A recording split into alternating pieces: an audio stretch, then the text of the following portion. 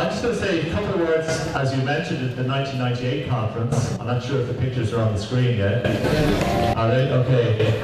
It's interesting in that, in the photograph, you may also recognize some of our Russian teachers who would have been there in 98, and Fatima also meeting the President of Ireland. One of the things I would say is, from an organizer's point of view, it was a real logistical nightmare. Because, first of all, we had to transfer the whole conference from one location in the south of Ireland, where it was for 3 days, to Dublin, the capital city, and then on to the north of Ireland. But the problem was we lost our buses. Dublin's a very busy city, and we took one set of buses to get us to Dublin. We had the opportunity to meet the President of Ireland, and you can see, I think, the photograph there of the President of Ireland. It was the first time she'd ever spoken about environmental issues. But in the meantime, the buses that were to pick us up were out by the airport, and we were in the middle of the city. So it took us, and it was the day, at that time, it was before mobile phones. Mobile phones were only very, very new. I had another story where I was, as an organizer, the day before the conference, we were on a boat with some sort of leisure, we were having something to eat and doing some sightseeing. And I got a phone call. I'd never used a mobile before in my life. Got a phone call from London Airport. We are the delegation from India.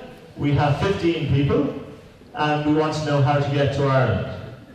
They were in the UK, in Great Britain, at the airport. So we had to organise to get them on a bus. The other thing was, I didn't even know they were coming to the conference.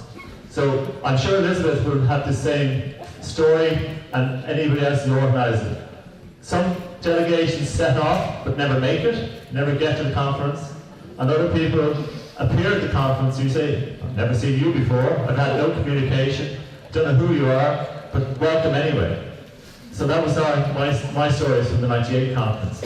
I was going to ask Anne-Marie to say something about, just one other story. I was also the only board member at that time to go to, Anne-Marie was there as well, 2003 to Kenya. At that time, it was a difficult time because there had been a bombing in Nairobi and also in Malindi on the coast, and many delegations were afraid to go. So I just tell this as a story where something happened that was bad, but we still managed to have a conference. It was a smaller conference, it involved many people from Kenya, and not so many from outside. We had delegations from India, from Finland, from Scotland, Portugal, and Ireland. I think that was about it. And Hong Kong, sorry, my apologies. So there were a number of delegations, but it just shows we overcame adversity, we still had a conference. And there were similar stories in Peru and other conferences that were held where problems were overcome, and the conference still went ahead. So I just hand over to Anne-Marie to say a few words about how to run a conference on a shoestring with no money. Thank you. Yes, I went to my first conference in 1995 in Murmansk, and it was an incredible experience for many reasons, including having to push the buses across the Russian border, but that's another story. Since then I have attended all conferences of Caretakers and seen very, very different ways of organising a conference. There have been 3 conferences in Scotland, one in 1994, which was before I joined Caretakers, and 2 that I ran myself in 2009 and 2013.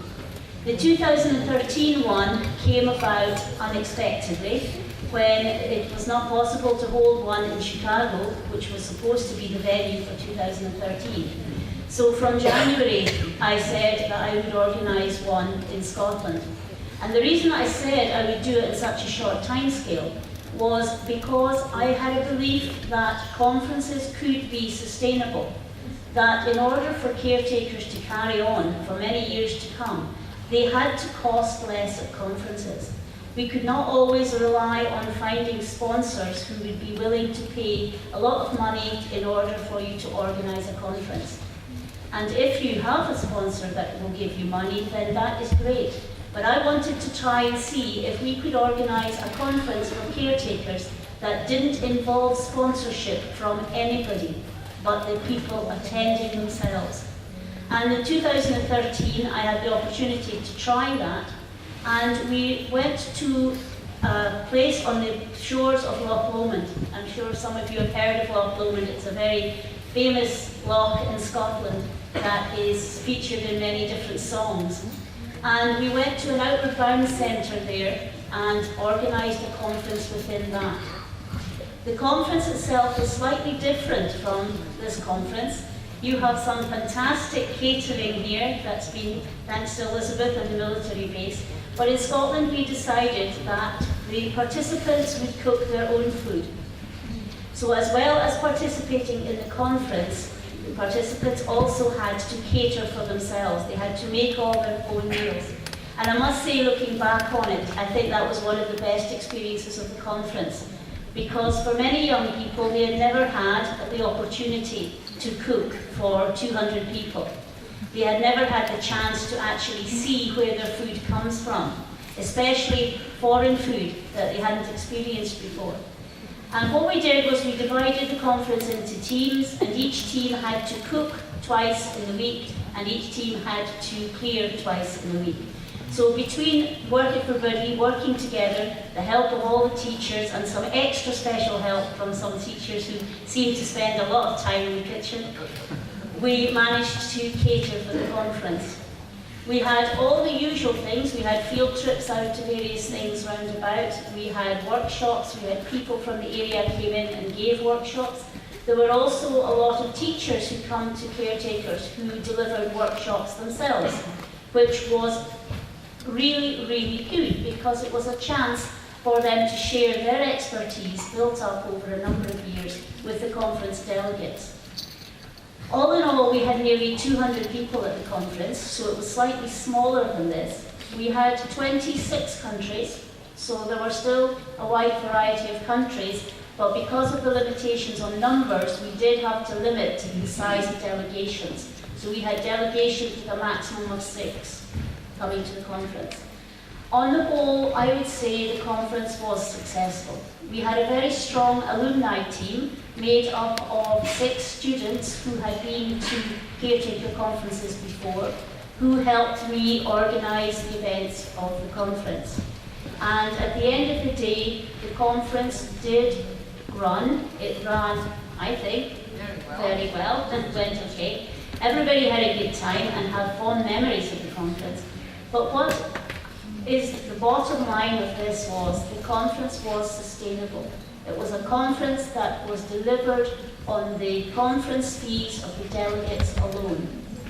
So if any of you are thinking that perhaps you would like to organise a conference, but you're not sure if you could find the finances, let me tell you it is possible to organise a conference merely on the conference fees of the delegates alone. You just have to be a bit creative about it. Okay, so that's really what I wanted to say. Thank you, Anne-Marie.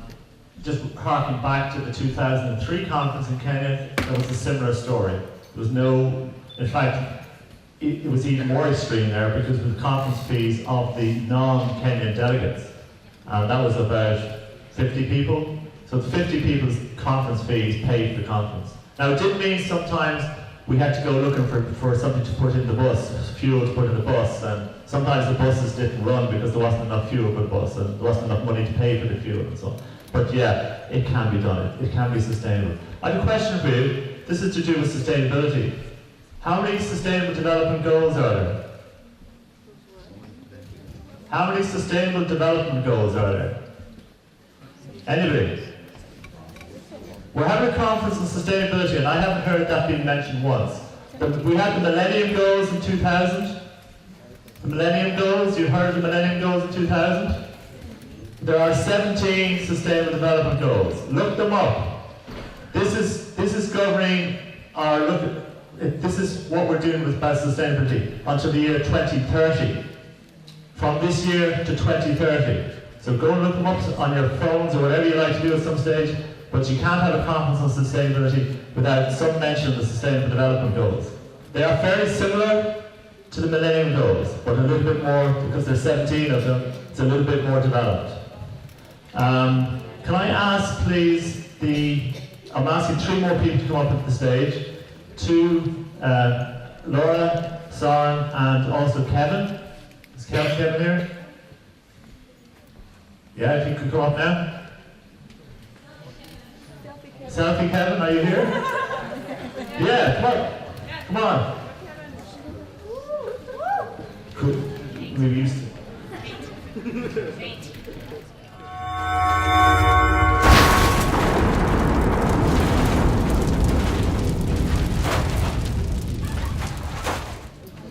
Sorry, we're just making a quick change here. Has anyone got any questions while we're just having a pause, or want to tell us a story about your experience? You know, we're old timers here. There must be some newer stories. Anybody? You're all chickens. You're all chickens. Nobody wants to tell a story. You're all too embarrassed.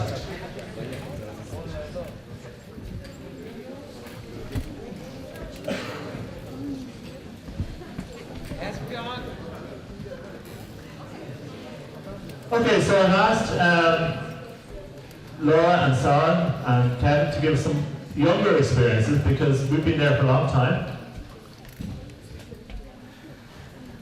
So, Laura, would you like to tell us about the alumni and your experience over a 10-year period?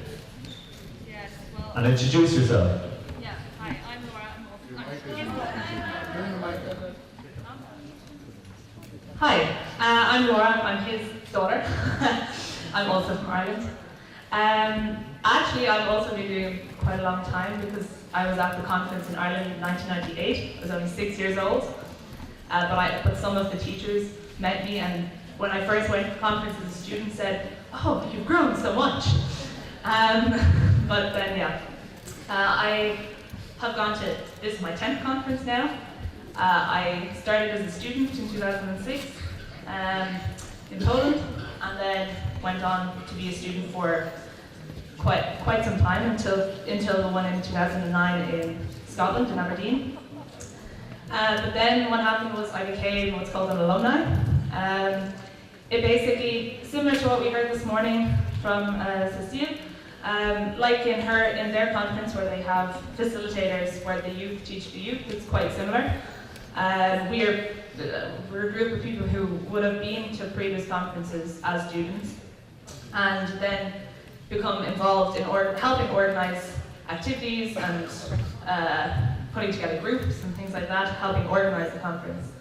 But yes, we did that for a few years, and this year unfortunately nobody could come, but hopefully in the future it'll continue. But yeah, and now I'm here as a mentor to help our team put together their project, because I'm not a teacher, I'm somewhere in between somewhere.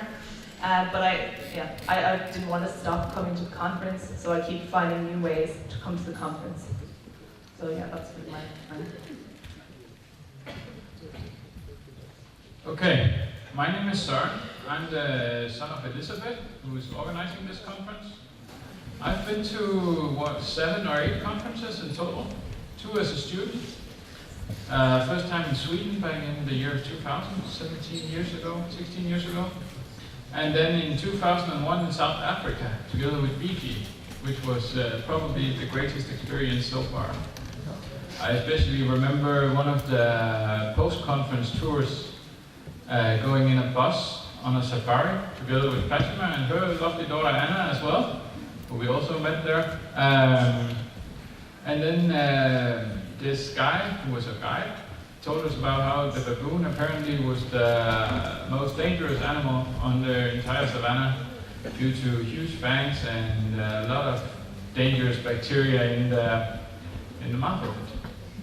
And 1.5 hours later, a baboon climbs in through the bus while we're driving, jumps down into the seat next to me, and jumps over to the seat next to one of the girls in the bus, who starts crying wildly while the tour guide is throwing rocks at this 1 meter tall baboon that is sitting next to us on the seats, saying that he will not shoot it because he's afraid of hitting someone else and making it mad enough to attack us, which I was quite convinced he did it just by throwing rocks at it.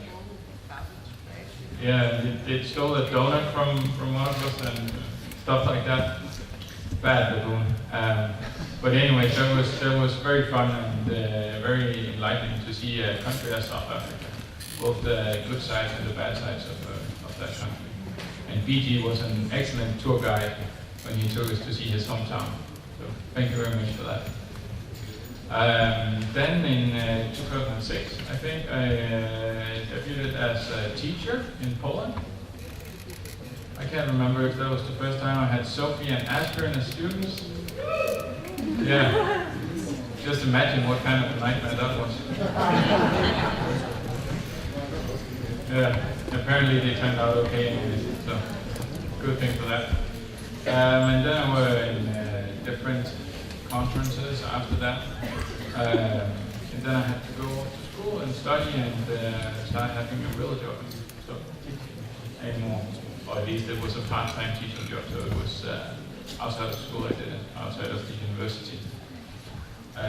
So now I'm 30 and looks back at these conferences with much joy and tries to pop up at them once in a while when it's possible for me to get the time off for it, and it's near where I can get to. I forgot to mention the photos are from most of the ones where I've been alumni in the since 2012, and it shows just some of the other types of field trips and social activities that have been in the past, just so you have an idea. One of the strengths, of course, is having a large number of students and mixing with teachers. And it's great for us teachers to mix with students and learn from you. We learn from everybody. We particularly learned about how to take photographs and so on from selfie. Can you have it here? So Kevin's he's going to tell us maybe a few words or a few ideas of what he finds good about conferences. Hi guys, I'm Selfie Kevin, as you know. Yeah, and I'm from Taiwan. I'm 19 right now. It's my third time here, and I really like this conference because it's just like a big family. Yeah, and we experienced a lot of good experience, really. And my first time in Taiwan, I also hold a workshop for everyone about rice dumpling. It really a good experience for me as a student. First conference and first time to hold a workshop. It's really a fresh experience. And this time, I'm not like a student. I don't have a presentation. I'm the student assistant from Taiwan delegation, and it's really nice without the presentation. It's not so stressful, but I think I'm trying to learn how to be a teacher in the future in this conference. So I learned a lot of it, and I want to share everyone that you don't have to be afraid to communicate with everyone, just like me. My way is just take a lot of selfie with others, and you will make a lot of friends, right? Is that right?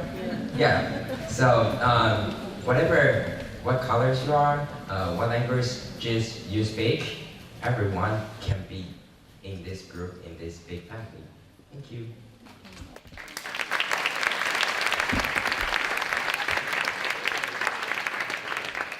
I would like just to add that we first had the alumni in the first Denmark conference in Denmark.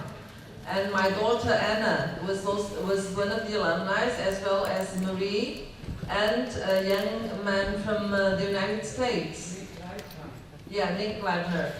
And so the three of them did such a good job during the conference that they were also invited to join as alumni in the Hong Kong conference. And this is how the alumni group started.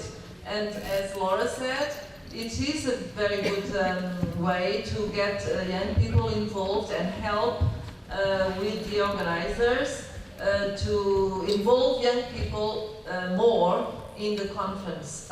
So this year we didn't have real alumni, but we had alumni anyway, because the Dutch, most of the Dutch, the Danish students who were here helping, they were somehow involved in past conferences, and they knew how things ran in caretakers conferences, and especially Sophie, who has big experience in past conferences, and she did a great job helping Elizabeth run this conference. So we will keep with the alumni, and this is, as you said, you can come back when you get older.